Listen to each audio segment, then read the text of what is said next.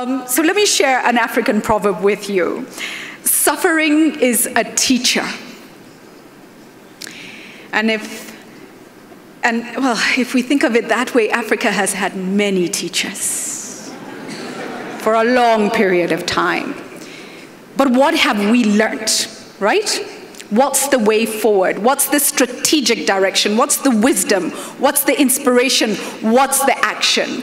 But for me, if you ask me to give very short comments, I would like to just say that, let's work together for the future of Africa, for the future of the world. Yes. Thank you. Let's work together for the future of Africa and the future of the world. The single air market, the single free trade area, single digital market, trade in one brand that should be the one that's driving us all.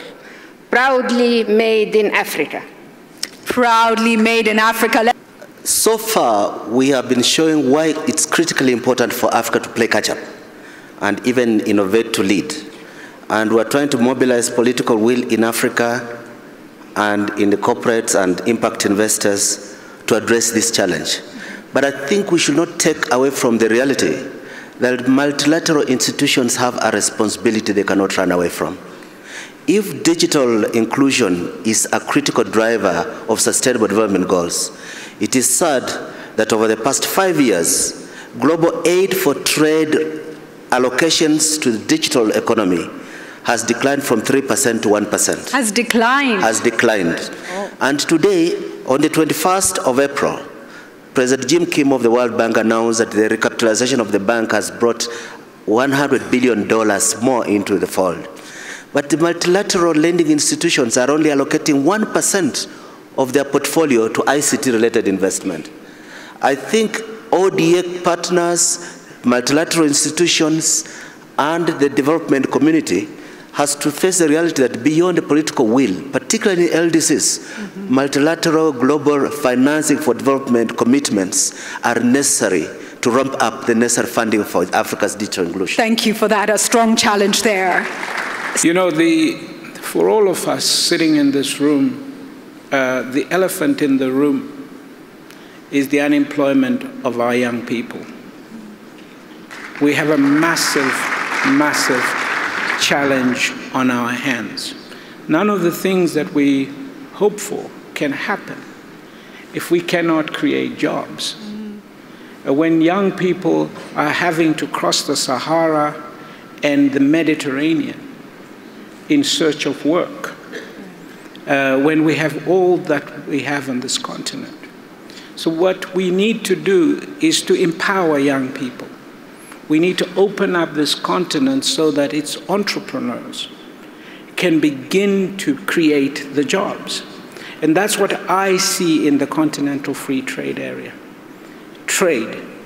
Young people, young entrepreneurs being empowered. So whatever tools we have, and certainly ICT is not a panacea for all our problems. Let's not get carried away. It's a tool in our hands. But ultimately, we must not leave this room not thinking about what are we going to do to create jobs for young people. A lot of the things that are available to us don't create jobs. And some of these technologies that are coming through, if we don't equip our young people with the right education, the right skills, they will not get jobs. And then we will get revolutions. Thank you. Thank you. That is one of the most critical building blocks. As a mother watching my children, I see the importance of the right education to prepare them to either succeed in this new world of digital or to fail miserably. And we must decide as nations, as parents.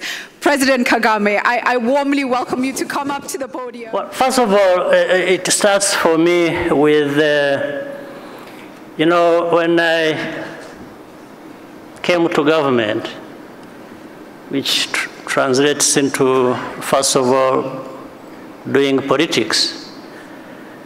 The first question to myself was, what am I supposed to be doing in politics? But what is what are my priorities? What am I supposed to do with all this? So the first realization for me was the business of government or of politics is allowing the people you lead to thrive, to develop based on doing many things, including business. That was my first business. My first business was to allow business to happen for people in my country. But doing business, thriving on that basis of the activities you do, involves technology, involves efficiency, involves innovation, entrepreneurship. You have said all that. Those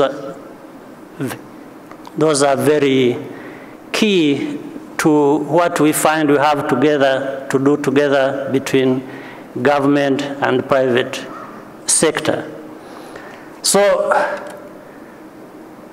in Africa, we have to have that mindset of allowing business to be done the right way and to enable everybody to be part of that. Meaning the 1.4 billion people you talked about, is to give them that opportunity. It's to allow all those who are in the market to be able to do whatever they can, and many people have many possibilities, and provide just that environment that allows things to happen. So we invest in education, we invest in health, we invest in infrastructure, all that to produce talent, skills, to have a health population that then can be out there doing what helps them develop to another level. So that's really what I think was covered in this panel, or what many people here in the room have been discussing and are going to discuss in a few hours to come. And I just want to say Africa needs to come together. We need to work together. We need to have this drive that everything is possible.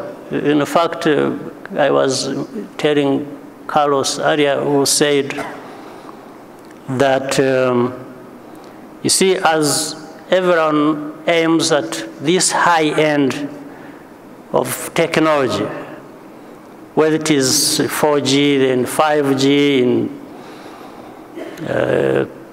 communicating on the ICTs that are at that high end, we should be aiming at that.